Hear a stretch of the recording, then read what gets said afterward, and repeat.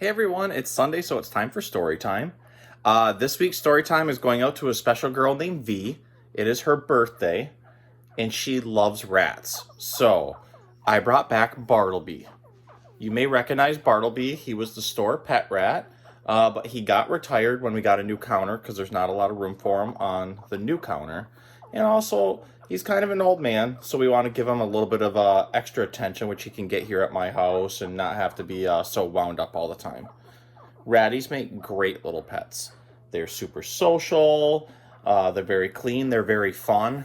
Right now, he's got a little bit of a wheezing going on, and I just wanted to point that out. Hi, buddy. Part of it is he's excited. The other part is he does have a cold right now, which brings up a very, very good point about animal care. Animals can get sick just like we can, and right now Bartleby has a cold. So I took him to Cedar Creek Veterinary Clinic, where they prescribe medication for him, and he gets meds twice a day. Ironically, I got an ear infection and a sinus infection at the same time. So Bartleby and I are both on meds, just for like little sicknesses that we would get in the wintertime. So he's been hanging out with me all day. Most of the time he's been sleeping under my neck as I lay on the couch and sleeping under my beard. As you can see, he loves the cuddling and he loves the attention.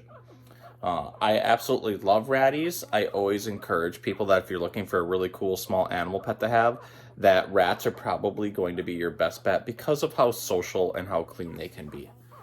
Yes, you're excited, buddy. I know.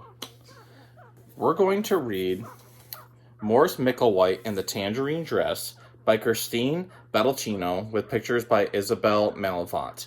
So I've been waiting to read this book for a while, and it kind of got lost in my huge stack of books over there. But we're finally going to get to this one with Bartleby the Rat and a special dedication to V on her birthday. So, Morris Micklewhite and the Tangerine Dress. Morris Micklewhite has a mother named Moira and a cat named Moo. Morris likes Sundays because his mother makes him pancakes on Sundays.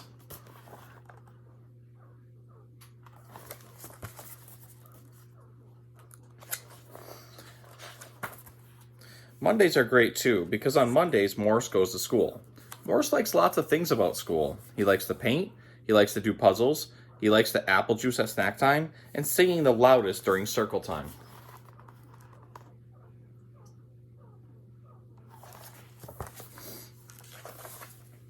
Most of all, Morris likes the dress-up center and the tangerine dress.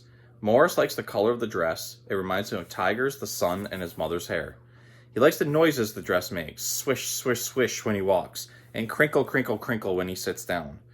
He takes turns wearing all the different shoes, but his favorite ones go click, click, click across the floor.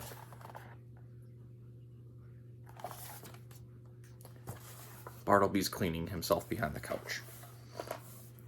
On Monday, Becky tried to pull the dress right off his back. "You can't wear it, you're a boy." On Tuesday, Eli, Henry, and the other boys wouldn't let Morris ride on their spaceship unless he took the dress off.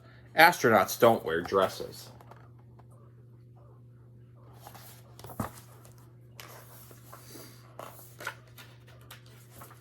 On Wednesday, Bee and Leela noticed Morris's fingernails.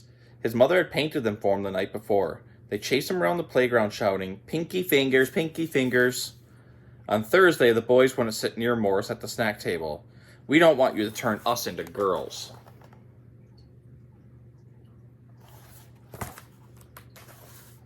On Friday, Morris pretended he had a tummy ache.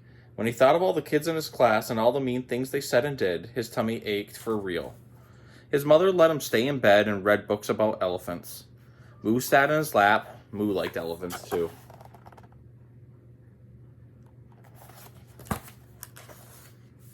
On Saturday, Morris's mother brought him some apple juice. As he took a sip, she stroked his hair. Moo purred loudly.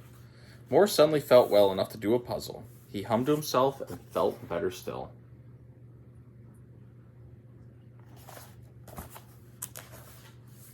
On Sunday, Morris crawled out from under the covers after a wonderful dream about being on a space safari with Moo.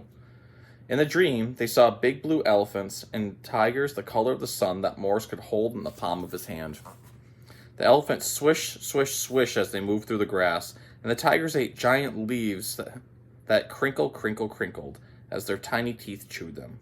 The buttons on the spaceship click, click, clicked under Morse's fingertips.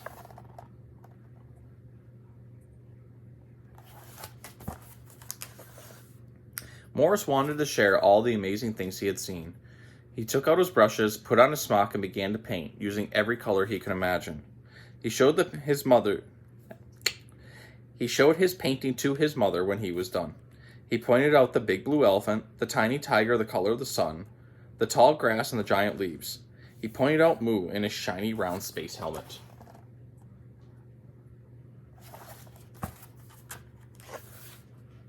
"And who's that?" his mother asked, pointing at the little boy in the tangerine dress riding atop the big blue elephant. Morse was hoping she'd ask. "That's me," he said.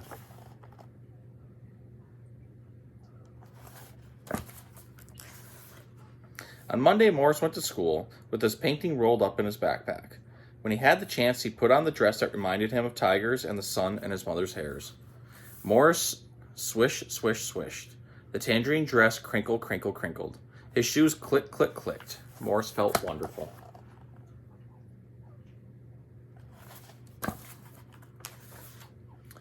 Eli and Henry wouldn't let him on the spaceship, so Morse built his own. He hung his painting on the front of it and climbed in, ready to take off. "Are there really elephants in space?" Eli asked, "and tigers?" "If you follow me, we can find out," Morse offered. Eli and Henry followed Morse to a planet they had never visited before. As they explored, Morse swish, swish, swish. The tangerine dress crinkled, crinkled, crinkled. And his shoes click, click, clicked.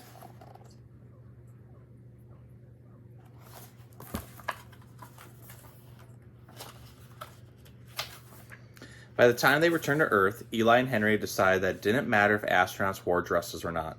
The best astronauts were the ones who knew where all the good adventures were hiding. Morse smiled. He already knew that. When snack time was over, Becky demanded the dress. Morse told her she could have it when he was done with it. "Boys don't wear dresses," Becky snipped. Morse smiled as he swished, crinkled, and clicked back to his spaceship. "This boy does."